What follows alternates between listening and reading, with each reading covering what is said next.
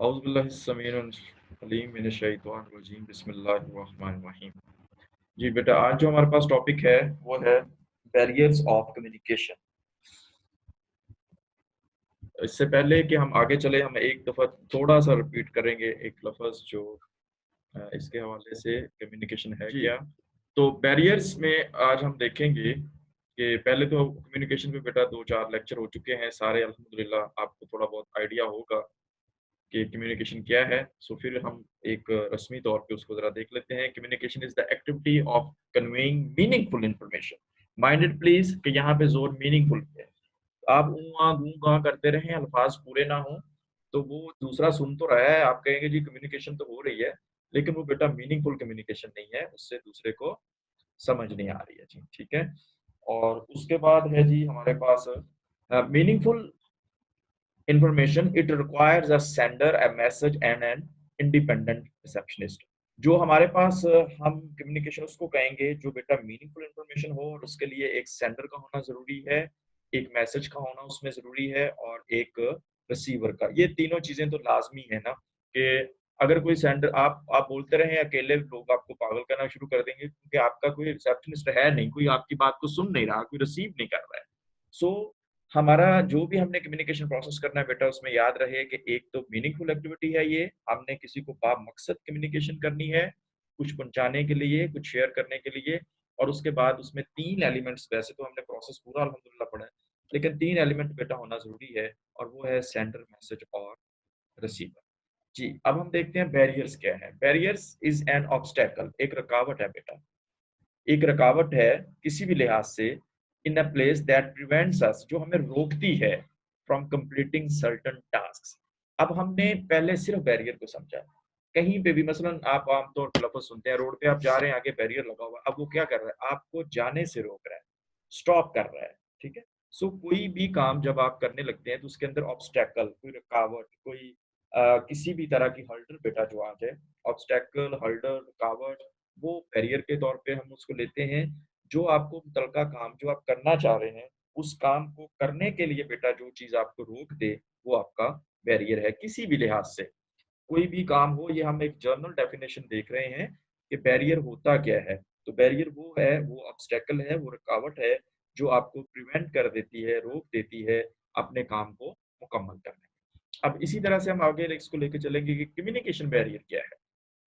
So communication barrier can be defined as the aspects or conditions that interfere with effective exchange of information। अब exchange of information की बेटा बात नहीं, हमने communication में पहले बात की मीनिंगफुल इंफॉर्मेशन, और अब हम यहाँ पे बात कर रहे हैं affective exchange of information. Otherwise तो फिर हमें ये बैरियर पढ़ने की जरूरत भी नहीं है। नेक्स्ट टाइम हम इस पे बात करेंगे एसेंशियल्स ऑफ इफेक्टिव कम्युनिकेशन पे, कि हम किस तरह से अपने उसको जरूरी बना सकते हैं कम्युनिकेशन को, कौन सी ऐसी चीज़ें शामिल करके बेहतर बना सकते हैं, इफेक्टिव बना सकते हैं। सो अगर कम्युनिकेशन को बेटा हमने मीनिंगफुल नहीं बनाना, और उसको जो है वो इफेक्टिव नहीं बनाना, तो फिर हमें इन सारी चीज़ों को देखने की ज़रूरत ही नहीं है। तो फिर कम्युनिकेशन का मकसद भी फ़ज़ूल है, वो फ़ौत हो जाता है, वो बात आप तक पहुँचती है, तो उसका मतलब अगर आपको अंडरस्टैंडेबल नहीं है, तो उसका कोई फ़ायदा नहीं। जैसे अगर आपको याद हो तो कल हमने कुरान पाक के हवाले से एक मिसाल शेयर की थी, और वो बहुत बड़ी एग्ज़ाम्पल है इसके हवाले से, कि अल्लाह पाक ने जो शेयर किया वो मकसद इन्फॉर्मेशन है, लेकिन हमने उसको पूरी तरीके से समझा नहीं है, लिहाज़ा वो कम्युनिकेशन तो है, लेकिन हमें हमारी ज़िंदगियों में उसका कोई इफ़ेक्ट जो है वो नज़र नहीं आ रहा है।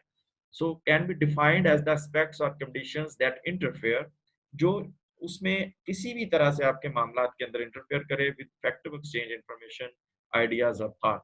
कोई बेटा आपका आपके ज़हन में कोई ख़्याल है, कोई इन्फॉर्मेशन है, कोई सोच है जो आप दूसरे लोगों से शेयर करना चाहते हैं, और बैरियर वो है जो आपको किसी भी तरह से जो है वो इस इन्फॉर्मेशन को इफेक्टिवली आपको शेयर करने से रोक दे। इज़ इट क्लियर ठीक?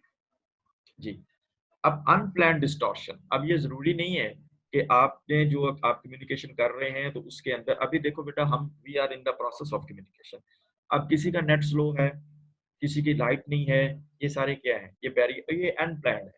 हो सकता है किसी ने पहले प्लान करके रखा हो कि जी मैं एंड टाइम पे कह दूँगा मेरी लाइट नहीं है, तो उसका तो कोई इलाज नहीं। लेकिन ड्यूरिंग कम्युनिकेशन किसी भी लिहाज से बेटा मेरा माइक खराब हो गया, आवाज़ कम आ रही है, मैं थोड़ा दूर बैठा हुआ हूँ, या कोई भी आंधी आ गई है बाहर, तूफान आ गया है, उसने हमें डिस्टर्ब कर दिया है, खुदा ना खास्ता कोई और परेशानी हो गई है, तो ये सारी क्या है, ये अनप्लान्ड है, ये सडन है।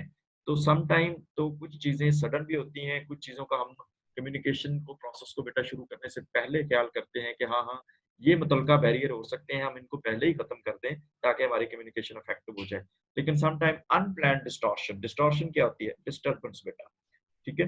वो डिस्टर्बेंस जो ड्यूरिंग द कम्युनिकेशन, ये अब हम मैंने अभी बात की कि कम्युनिकेशन के दौरान, तो ये जो अनप्लान्ड डिस्टॉर्शन है ड्यूरिंग द कम्युनिकेशन, जो जो अभी हम बात कर रहे हैं, इसके दौरान सडन बेटा कोई प्रॉब्लम ऐसी आ जाए जो हमारे इस कम्युनिकेशन प्रोसेस को रोक दे, तो हमारी कम्युनिकेशन बेटा इफेक्टिव नहीं होगी। In the receiver obtaining a different message that that sent by the sender is referred to as a barrier in communication। तो उससे क्या होगा कि अनप्लान्ड डिस्टॉर्शन से कि जो बात मैं कहना चाह रहा हूँ वो आपको समझ नहीं आएगी और मे बी उसकी जगह आप कुछ और समझ जाएं। तो जब आप कुछ और समझेंगे तो आपका कम्युनिकेशन का मकसद जो है वो बेटा पूरा नहीं होगा। जी तो नेक्स्ट है जी कि every obstacle that stands between the sender and the receiver. वही बात मैं आपको मुख्तलिफ तरीके से बेटा समझाने की कोशिश कर रहा हूँ। हर वो रुकावट जो आपके और रिसीवर के भेजने वाले के और जो सॉरी सेंडर भेजने वाले के और रिसीवर जो उसको वसूल करेगा उसके दरमियान कोई भी रुकावट बेटा एनी सॉर्ट। अभी हम आगे जाके इसकी कैटेगराइज करेंगे। जो पॉसिबल हद तक मुझे समझ आई हैं वो चीजें मैंने आपसे शेयर करने की कोशिश की है। तो बेटा कैमरे प्लीज ऑन रखें यार ताकि कजन कुजन विच में दसते रहें।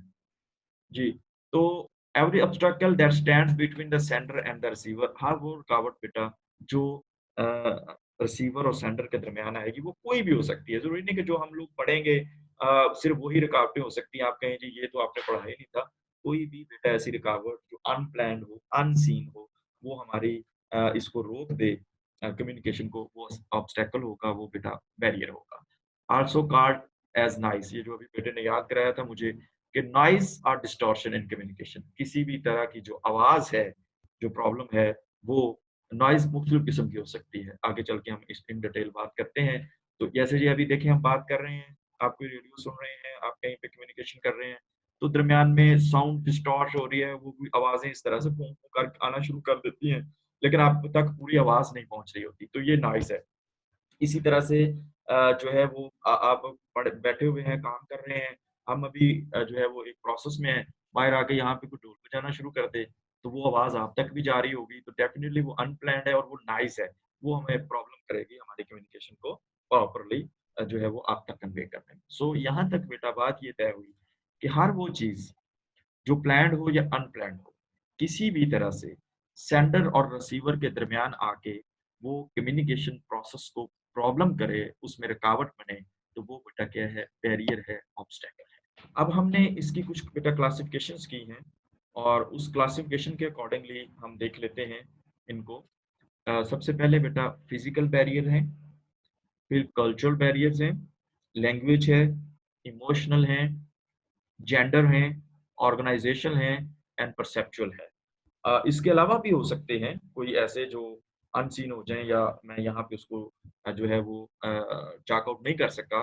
इट मे बी लेकिन कोशिश करेंगे कि जो पॉसिबल बैरियर होते हैं, वो सब हम इन कैटेगरीज़ के अंदर रहते हुए उनको देख लें ताकि हम अपनी कम्युनिकेशन को इफेक्टिव बनाने के लिए जब काम करें, तो इन बैरियर्स को जितना पॉसिबल हो सके हम बेटा रिमूव करके अपनी कम्युनिकेशन को